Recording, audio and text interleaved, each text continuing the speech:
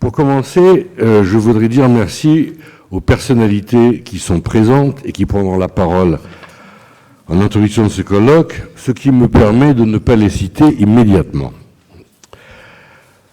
Ensuite, merci à tous ceux qui se sont déplacés et qui rendent ainsi hommage à tous ceux qui se sont démenés pour que ce moment puisse exister, et ces moments furent souvent longs. Ensuite, je voudrais remercier celles qu'on ne voit pas, qu'on ne voit jamais. Je veux parler des secrétaires, celles sans qui aucune structure ne peut fonctionner. Vous pouvez supprimer les présidents, vous pouvez supprimer les directeurs, vous pouvez, qui vous voulez, les structures tournent. Mais vous supprimez les secrétaires et là, il n'y a plus rien. Donc, il faut, je crois, leur rendre un brûlant hommage. Et je voudrais donc saluer Françoise, qui est la secrétaire de la Fondation de Selve, et Myriam, qui est la secrétaire de la page. Ensuite, je m'en voudrais si je ne mettais pas en avant le comité de pilotage, et au premier rang duquel il faut citer Laurence Buisson, qui est là, et Carole Bossy, qui sont respectivement directrices de l'IME de la Fondation et directrices de Pôle Enfance de la page du Périgord noir. Elles doivent être spécialement remerciées parce qu'elles m'ont largement suppléé lors de mes nombreuses absences du Périgord. Je dois aussi mentionner M. Amadou, qui est là, qui a assuré l'intérim de la direction à la Fondation et qui a, malgré toutes ses tâches, consacré un peu de son précieux temps à ce colloque. Je ne voudrais pas oublier le centre culturel et son équipe et ses équipes, Laurence évidemment, mais il y a aussi Julien, Maxime, Carlos, puis tous les autres, tous ceux que je ne cite pas. Il me faut citer de manière encore plus forte les personnels et les responsables de la Fondation de Selve et de la page du Périgord noir qui ont permis que cette journée puisse avoir lieu. Alors, vous avez été accueillis par les étudiants du CEF de Bergerac, et je crois qu'il faut les saluer, on pourra les applaudir tout à l'heure.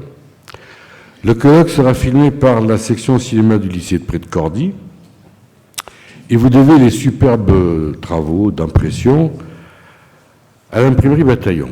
Petite parenthèse quand même, c'est que l'image que vous voyez là est une image originale et qui a été, je crois, créée par Laurence et Carole.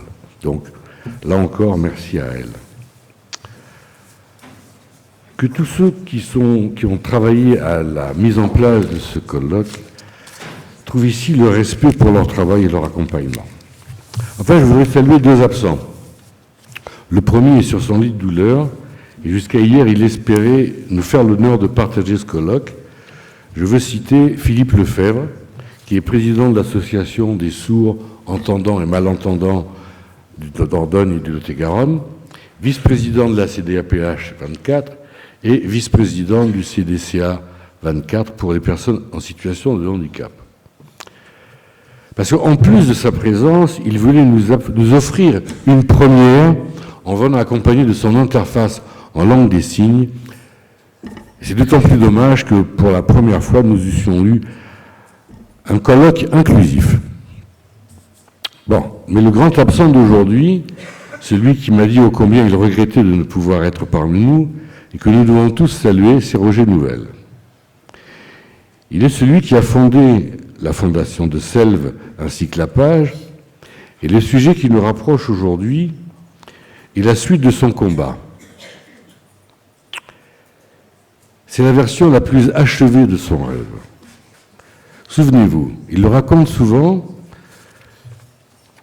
ce qui l'avait heurté, c'était de voir, quand il était inspecteur en Sarladé, de voir ses enfants au fond de la classe.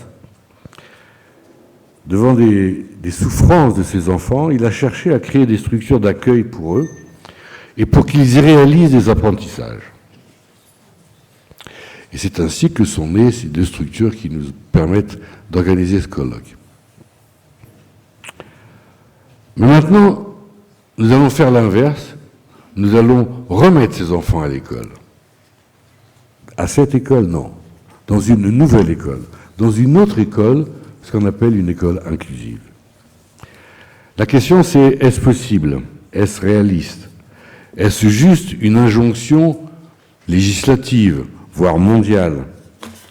Ou est-ce que c'est une réalité incontournable? Nous sommes là pour en parler, pour en discuter, pour en débattre.